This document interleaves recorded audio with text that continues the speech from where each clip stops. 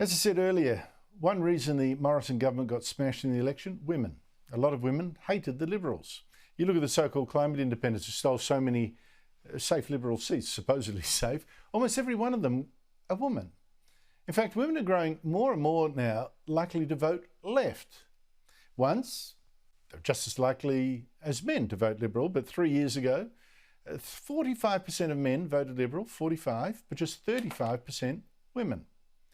But when it comes to the Greens, for every 3 men who voted the Greens, there were 5 women. So what's going on? I'm joined by Bettina Arndt, author, men's rights activist, and a regular blogger on Substack. Bettina, thank you so much for your time. Can you explain to me why women are voting more and more left-wing, and much more so than men? Yes, well, women have been, not only in Australia, but many Western countries, becoming more and more left-wing, deserting what was once their predominant conservative stance. And I think if you look carefully, one of the reasons for this, one of the big factors is university education. We have 60% of graduates women. We have a solid number of women who've had a university education. They're most likely to go into the humanities subjects, which, as you know, Andrew, are very much steeped in identity politics and neo-Marxist claptrap, and the ideology is fed very thick to women in their university studies. Interestingly, the Australian election study did some work a few years ago, and they found that women go into university and as graduates they come up more left-wing. That doesn't affect men in nearly the same degree. Graduate men aren't particularly different from their contemporaries who haven't been to university. So we're getting this process of women being turned left through university education. And then what happens is they make a whole lot of work and lifestyle choices, which absolutely reinforces those left-wing beliefs, as opposed to having their beliefs challenged, which is what happens to many men. Well, I saw the article where you've written about all this. That drew my attention to it. Epoch Times ran your piece. It's 60% of graduates are now female, 60% versus 40% male. That's amazing. And as you say, most of them a lot of them are gravitated to humanities subjects where you get this capture and this tribal politics, which emphasises, among other things, women as victims, etc., etc. So I wonder, I think you might be onto something, that this politicisation of the humanities is having a direct effect now on people. What sort of issues now do you see this coming through in this bias? Political issues where you get this very strong reaction from women. Well, the Australian election study also did work on policy positions, and you find, issues like asylum, attitudes towards asylum seekers, positive promotion of discrimination in favour of women, same-sex marriage.